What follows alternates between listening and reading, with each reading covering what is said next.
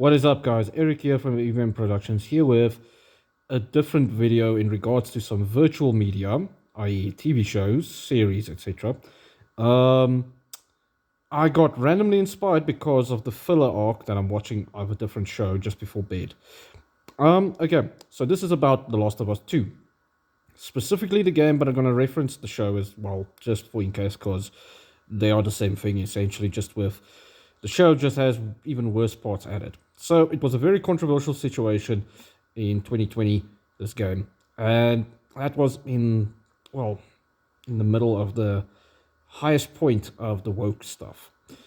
And okay, that part I'm not going to talk about much because I don't care about the politics and stuff like that. But what I will talk about is how if I was one of the board of directors there, how I would have made a compromise for those people who want to keep the woke message, and people who want a bit more normality, so to speak. Or just yeah, I'm sorry, I'm gonna say it's normal anyway. So why did they go the direction that they did by killing Joel, making him and all men just bad, and making Abby the antagonist now? There's unit of a thing in the game and not a unit in the show, which was such a bad play because I think they misunderstood what people's criticisms were. They thought people meant, oh no, she's way too jacked, and now we need to make her small. Meanwhile, why not make her normal? Like normal, and also give us a reason to believe that this person is that person, that enemy. In writing, that's a thing that we need because if the threat isn't that big, then the fuss around the threat is not interesting. So, anyhow, I'm just gonna put my finger there. I hope you guys can even hear me. Okay, so, um, then why did they not make this game that is about revenge, rather about Ellie going after the people that killed Dina? So hear me out. They could have started this story out with a natural progression between Joel and Ellie growing away from each other, where in part it's about how the first game ended, and also because her being lesbian. And they could have shown the struggles of being a lesbian in a post-apocalyptic city development, whatever. And then the story can get kicking when Dina gets pregnant. And let's say Dina gets separated from the group, just like Joel did in the beginning of the game.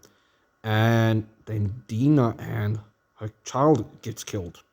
And obviously that would be such a logical reason to go off the rails. Now, here's a double whammy, where the woke guys can still get their kicks off by killing the man, which that's the compromise part here.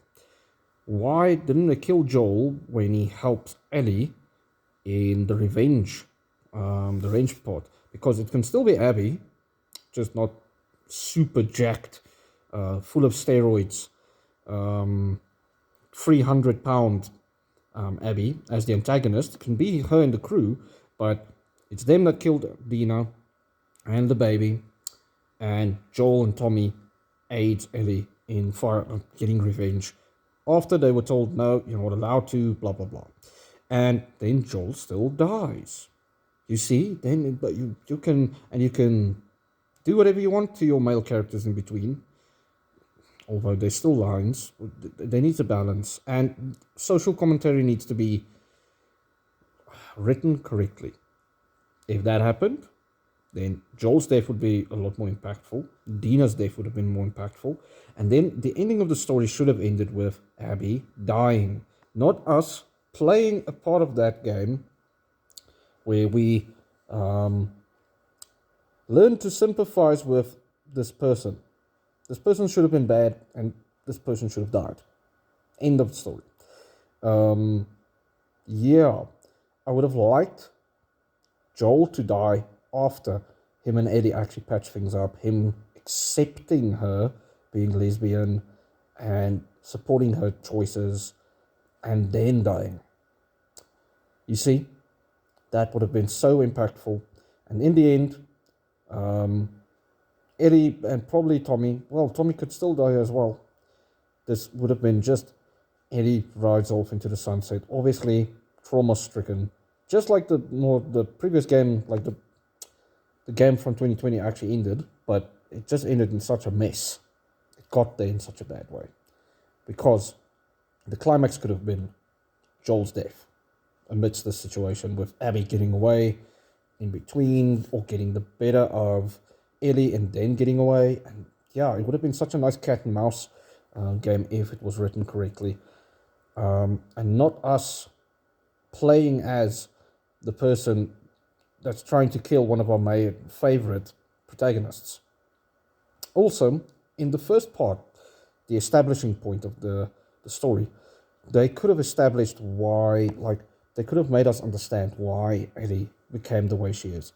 Outside of, oh, she's upset at Joel, and Joel is a bad person because he's a man. Because that is quite what the main point was, which sucked. It wasn't, oh, Joel's a bad person for everybody killed.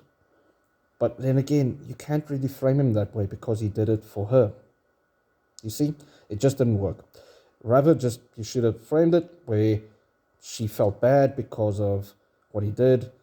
She doesn't trust that he got her out of there for good reason and that there wasn't a cure and was a cure, etc. and blah blah blah. Like, yeah, and then also if they wrote better, they would have written in her being lesbian being an issue to Joel a lot better, and the establishment not like fully